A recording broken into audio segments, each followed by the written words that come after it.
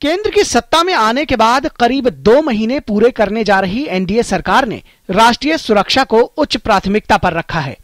यही कारण है कि देश में विज्ञान और तकनीकी के साथ साथ रक्षा तैयारियों पर भी प्रधानमंत्री नरेंद्र मोदी ने खास ध्यान दिया है। इसी सिलसिले में सोमवार को प्रधानमंत्री ने मुंबई स्थित भाभा परमाणु अनुसंधान केंद्र यानी बार्क का दौरा किया।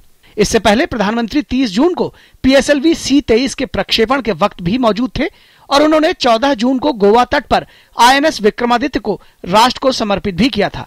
प्रधानमंत्री के बार्क दौरे पर वरिष्ठ अधिकारियों तथा वैज्ञानिकों ने उन्हें भारत के परमाणु ऊर्जा कार्यक्रम, व्यापक अनुसंधान और विकास, शैक्षिक कार्यक्रमों और स्वास्थ्य, विशेषकर कैंसर के इलाज, खाद्य सुरक्षा, ठोस कचरा प्रबंधन और जल सफाई के बारे में जानकारी दी। प्रधानमंत्री के 4 घंटे के दौरे में उन्हें DAE के बार्क स्थित कुछ सबसे उन्नत सुविधाएं दिखाई गईं, जिसमें ध्रुव अनुसंधान रिएक्टर भी शामिल है।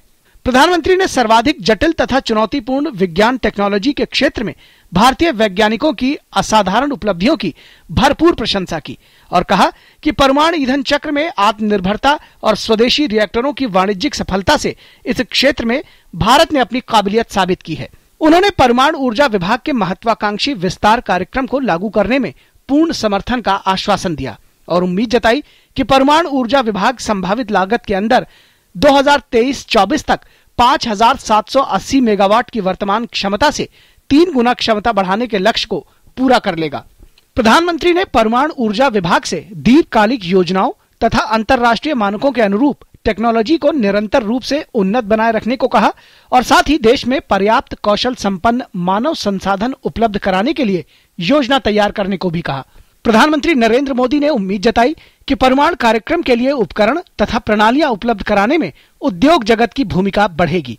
उन्होंने महत्वाकांक्षी विस्तार कार्यक्रम के लिए निवेश के अतिरिक्त साधन जुटाने पर भी जोर दिया। प्रधानमंत्री ने टाटा मेमोरियल अस्पताल के जरिए कैंसर अनुसंधान तथा इलाज के क्षेत्र में परमाणु ऊर्जा विभाग के वैज्ञानिकों के योगदान की सराहना की। उन्होंने आशा व्यक्त की कि ऊर्जा विभाग चंडीगढ़ तथा विशाखापत्तनम में शुरू होने वाली योजनाओं को शीघ्र लागू करेगा और एशिया में कैंसर इलाज के अत्याधुनिक मानकों को देश के अन्य भागों तक ले जाएगा। मुंबई से सुधाकर दास और शिशिर सलार के साथ ब्यूरो रिपोर्ट, DD न्यूज।